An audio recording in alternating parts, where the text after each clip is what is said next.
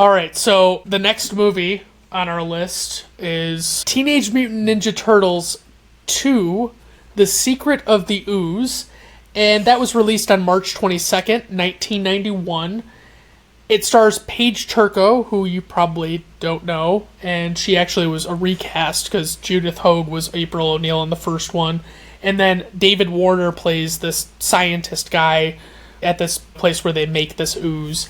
And, okay, so this is going to sound ridiculous. Okay, so this is my plot synopsis. A dole of high school age humanoid reptiles face off once again with their villain Shredder and the creatures he creates. Now, I had to look up what a group of turtles was to get the word dole. And I was so proud of that one. I'm like, oh, I can actually get like a little like a journalistic type thing here. Yes, a dole of humanoid reptiles. For those of you that don't know, like the first Teenage Mutant Ninja Turtles movie that came out in 1990, it was a much darker movie than this sequel, and it was a lot more violent. You know, it had more foul language, and it was... Basically, there was a lot of backlash from parents at the time who were just like, this is way too violent, and this is obviously... It had an angsty teen. Right, for sure. So basically, they kind of fed into all of that backlash when they started making this second movie. From the very beginning, it's a much brighter, lighter, both literally and not so literally. Like it's so much less serious, and it's so much more lighthearted about everything. And so, I mean, like, I don't know if you notice that as much as I always notice it. In this movie, the Turtles almost never use their weapons. You know, I don't know that I was conscious of that rewatching it, but now that you mention it, you're right. I think April O'Neil uses nunchucks more than Michelangelo does.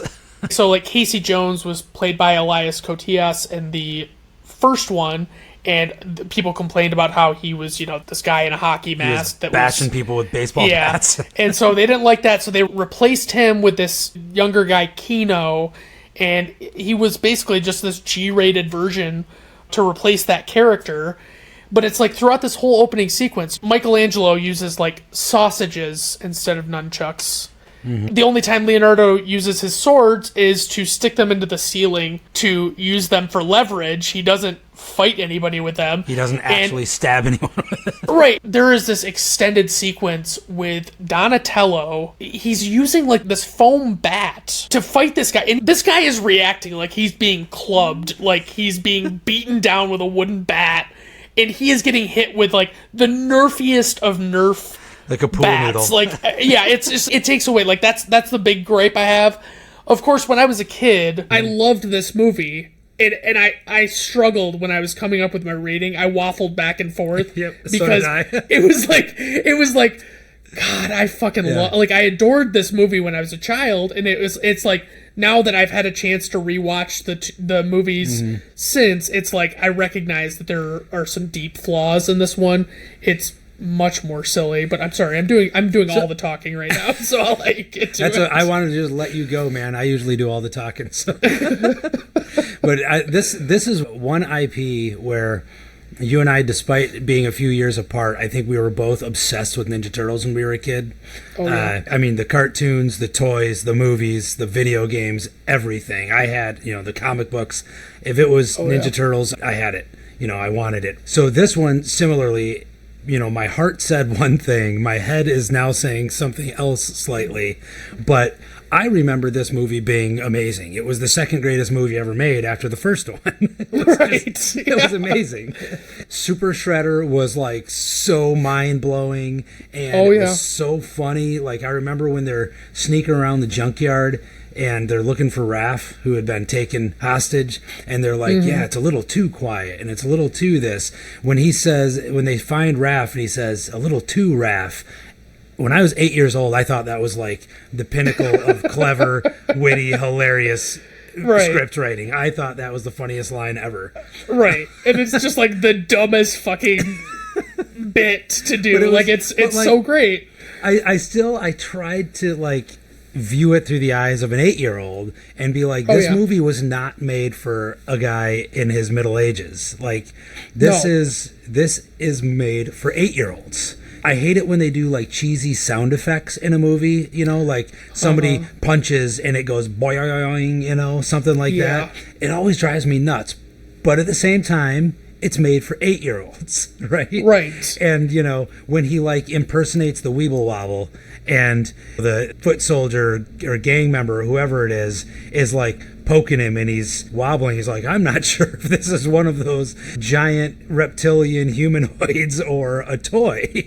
Right. And then all of a sudden, he, bops him or whatever. It's like that kind of stuff. It's like, when I was 8, it was hilarious. I was like, oh, he's got no idea. Oh, man, he's going to punch him. Oh, my God. But like, the only thing that I remember as a critical 8-year-old actually complaining about a little bit at the time, like the one thing that I thought that the writers completely whiffed on, was I didn't understand why they created those two creatures and not Bebop and Rocksteady. Yeah, I heard that was... I was reading a little something about that it was basically like they wanted to do that, and for some reason, like, whoever the producers were just didn't want to do it. And it seems like a classic case of some studio exec somewhere. You know those characters are a hit. They're already a hit. They're already two of the main bumbling bad guys of a multi-million-dollar franchise that millions of kids are obsessed with. Like, why would you feel the need to change that? A home run option to just use existing, and talk about not wanting to take risks in making sequels. Like, I didn't get it. And in fact, that was one thing that jumped out at me even more on this rewatched, was how right before they pour the ooze in to create them, they stop to verify that these are the two most ferocious animals we could find, and it's a German Shepherd and a snapping turtle. Yes. Like, my God. Not a wild boar and a rhinoceros or something, which would at least be more ferocious, right, and intimidating. It's a snapping turtle and a German Shepherd. Like, one of my favorite things is when they transform.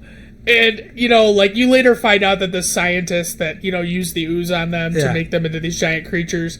I love when they are revealed and it's very clear that they're of below average intelligence. And Shredder comes and he goes, they're babies! And he's just so fucking pissed off.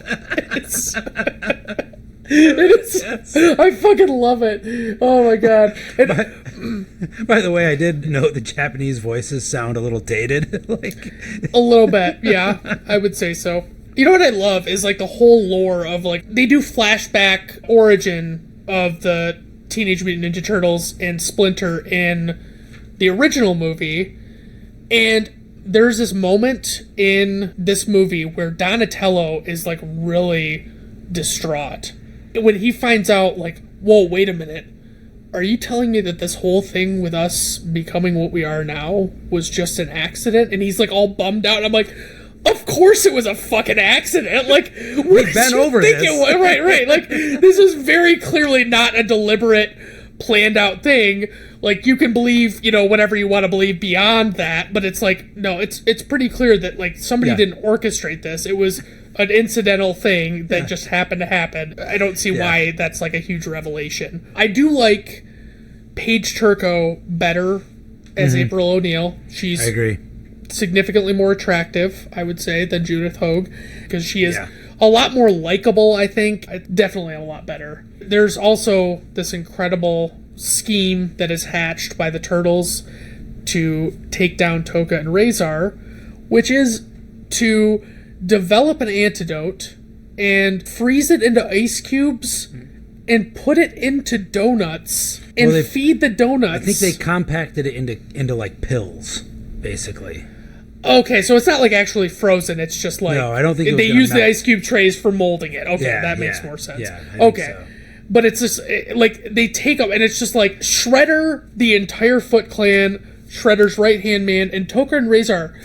They meet them at this abandoned warehouse, and there is like zero questioning of any of their motives of like, oh, let's have a pre-fight donut. It's like, and everybody's just watching, and, like, oh, and yeah, Shredder doesn't like raise his hand and be like, what the fuck are you talking about? We don't do a pre-fight donut. This has got to be something that you are trying to fucking do. Oh my god, but I love it. This movie is like remarkably short. Like I always forget that I'm like, by the time we get to the point where they're giving them the donuts, it's like 20 minutes maybe left in the movie. Yeah. But you know what scene I cannot go without mentioning in this? I'll give you 5 words. 5 words. Go Ninja, go Ninja, go. Okay. Yes. Oh my god. So great. And it's funny, I didn't know who Vanilla Ice was when I first saw this movie. I had no idea. I didn't know what Ice Ice Baby was. Right, I'm sure you I was just old enough, I definitely knew who Vanilla Ice was. So when I realized that it was him, and I'm like, oh my god, I cannot believe he did that. Like, how did he not recognize that this was a bit of a career misstep for him? Like, it was not the best idea. I think his career was going to go in a certain direction regardless of where he I agree. It was just, he lost what little credibility he had with almost anybody by doing this movie. And not only that, putting a song that was written for the movie in it that is all about Ninja Turtles and like kid stuff. I was going to compliment his clear freestyling chops. I mean, here he is in this concert. He doesn't expect a bunch of Ninja Turtles to come busting through the wall, and on the spot he comes up with an entire song about it. Exactly. And you know what's weird, I mean, is it almost seems like that's talent. Yeah, it is. It's like he almost knows more about the Turtles than he ever should, based on seeing them like one single time. He knows they're ninjas. He knows that they're mutants. Blah blah blah. I mean, you know, he inferred. He saw the ninja gear and the headbands and everything. Right. I mean, there's only so many assumptions turtles. You can make. They're clearly ninjas. Oh, yeah. They're clearly the good guys. Go ninja. Go ninja, go. Right. And I mean, obviously, we won't get into the science of any of the things. You know, like they just kind of fucking, I mean, they just make stuff up as they go. Oh, let's use fire extinguishers to make the Toka and Razor convert back into what they were before. But like you said, we get Super Shredder at the end of this movie. Which was awesome. Oh, incredible. Although it didn't occur to me until this watch that his armor also grows and changes and evolves from the Ooze. Never occurred to me either. It was like, it was the revelation. I'm like, oh, that's interesting.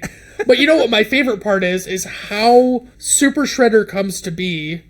Is it Michelangelo plays, is it a guitar or a keytar? Super loud. Keytar.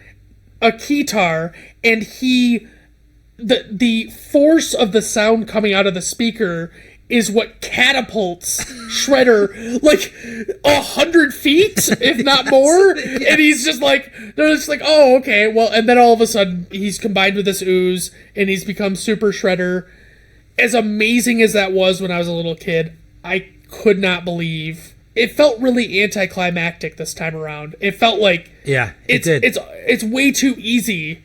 Like I expected more. Like in my head, it was a bigger fight than, well, now he's huge. Just throw him through a dock, he'll die. Right.